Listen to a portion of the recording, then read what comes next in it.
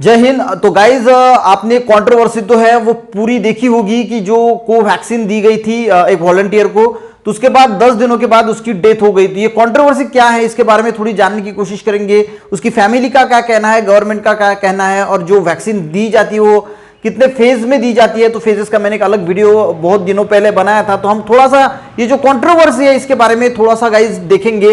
Actual में देखिए voluntary death who took the Covaxin, तो कोवैक्सीन जो है ये कोविड-19 के लिए जो वैक्सीन बनाई है ये पूरी तरह से हमारी स्वदेशी वैक्सीन है, और भारत बायोटेक जो कंपनी है वो इसे मैन्युफैक्चर कर रही है। कोलैबोरेशन इसका जो है वो कोलैबोरेशन है ICMR यानी Indian council of medical research, और जो NIV है नेशनल इंस्टीट्यूट ऑफ वायरोलॉजी जो पूना में है, तो इसके साथ इसका कोलैबोरेशन है। और भारत बायोटेक जो है इन्होंने वैक्सीन बनाई है जिसका नाम है कोवैक्सीन।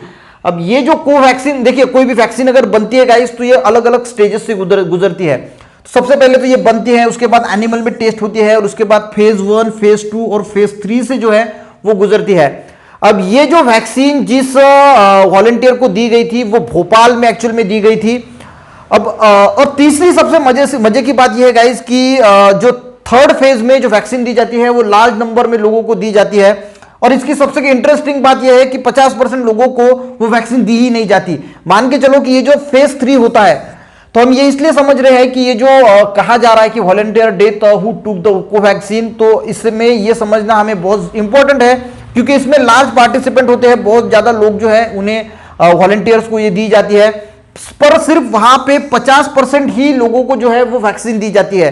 यानी मान के चलो कि यहाँ पे हमने 1000 लोगों को अगर वैक्सीन दी, 1000 को तो नहीं दी थी, 25,000 शायद दी थी, तो इसमें से सिर्फ 500 लोगों को ही वैक्सीन दी जाती है, और बाकी जो 500 बचेंगे उन 500 लोगों को जो है वो सॉल्ट वाटर दिया जाता है। एक्चुअल में वैक्सीन दी ही नहीं जाती, पर ये बहुत सीक्रेट होता है, ये बहुत कोडेड होता है, ये किसी को पता नहीं होता कि एक्चुअल में वैक्सीन किसको दी है और सॉल्ट वाटर किसको दिया है, ये किसी को नहीं पता होता। और ये फिर कंपेयर किया जाता है कि जिन्हें वैक्सीन दी है उनमें क्या क्या लक्षण दिखाई दे रहे हैं, और जिनको वैक्सीन नहीं दी गई है तो उनमें क्या क्या लक्षण दिखाई दिए, कंपेयर करने के लिए। पर ये किसी को पता नहीं होता कि किस बंदे को यहाँ पे वैक्सीन दी है और किस बंदे को सॉल्ट वाटर दिया है।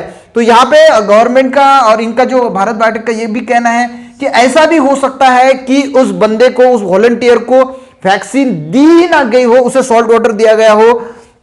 और इन्होंने ये पूरी बात जो है वो खारिज कर दी कि उस बंदे का जो डेथ हुआ है वो वैक्सीन से हुआ ही नहीं है, इनका कहना है। क्योंकि जो पोस्टमार्टम की गाइस जो रिपोर्ट आई है, तो पोस्टमार्टम की रिपोर्ट जो कहना है कि उसकी जो डेथ हुई है वो कार्डियो रेस्पिरेटरी फेल्योर की वजह से हुई है, और उसे पॉइजनिंग भी होने की संभावना है, ऐसी जो है वो पोस्टमार्टम की रिपोर्ट है।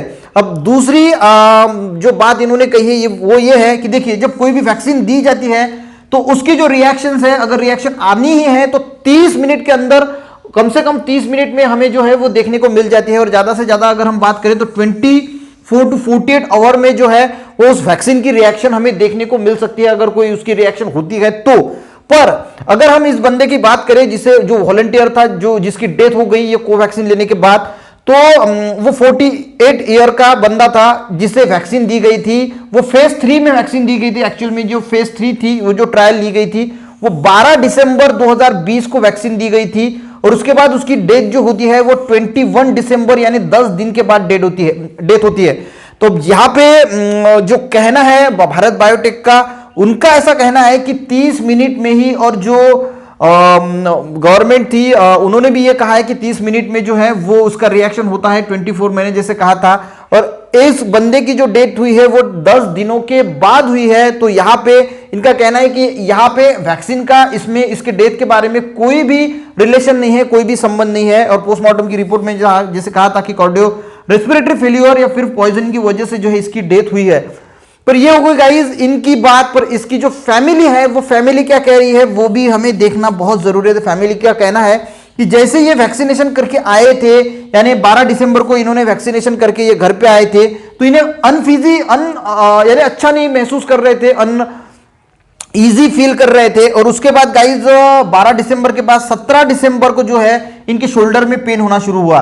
तो शोल्डर में जैसे पेन हुआ तो उसके बाद 2 दिन के बाद इनके फ्रंट माउथ यानी मुंह से कुछ झाग जैसी चीज जो है वो निकलना शुरू हो गई थी। और फिर भी ये डॉक्टर के पास नहीं गए, और इन्होंने खुद ने, इस बंदे ने कहा था कि यार मैं 2-3 दिन के बाद जो है वो ठीक हो जाऊंगा। पर इसके बाद गाइज होता क्या है कि 21 दिसंबर को उनकी हालत थोड़ी खराब हो जाती है। उन्हें जो है वो डॉक्टर के पास लिया जाता है, पर डॉक्टर के पास पहुंचने से पहले ही बीच में ही उनकी जो है वो डेथ हो जाती है। तो ये फैमिली का कहना है कि ये सब वैक्सीन के वजह से ही हुआ है और वैक्सीन की वजह से उनकी डेथ जो हुई है। पर भारत बायोटेक है या गवर्नमेंट ने जो कहा है कि ये वैक्सीन का इसमें कोई भी जो है वो संबंध नहीं है, उनकी डेथ जो है वो कार्डियो रेस्पिरेटरी फेल्योर। अब देखिए वैक्सीन की वजह से न होने की ये संभावना है कि क्योंकि वैक्सीन जब बनती है तो बहुत सारे स्टेज से गुजरती है, उसके बाद 3 फेज में वो दी जाती है, आधे आधे लोगों को ही दी जाती है। उसकी रिएक्शन का अगर हम टाइम देखें तो 48 आवर में उसकी रिएक्शन होती है और यहाँ पे 10 दिनों के बाद वो रिएक्शन देखने को मिल रही। तो अभी पुलिस जो है वो आगे की इन्वेस्टिगेशन कर रही है कि एक्चुअल में क्या हुआ था क्या नहीं। तो गाइज ये तो हमें आने वाले समय में पता चलेगा कि एक्चुअल में क्या हुआ था क्या नहीं, जब उसकी पूरी छानबीन होगी। तो गाइज आपको इसके बारे में क्या लगता है? ये जो कोवैक्सीन है ये पूरी तरह से स्वदेशी वैक्सीन है जिसे भारत बायोटेक और आईसीएमआर ने बहुत प्रिकॉशनरी प्रिपेयर की जाती है, बनाई जाती है, लोगों को भी बहुत प्रिकॉशन से दी जाती है। पर आपका इसके बारे में क्या ख्याल है? ये कमेंट में आपको क्या लगता है ये जरूर लिखे गाइज, और मिलते हैं किसी ऐसे ही नेक्स्ट वीडियो में। तब तक के लिए गाइज जय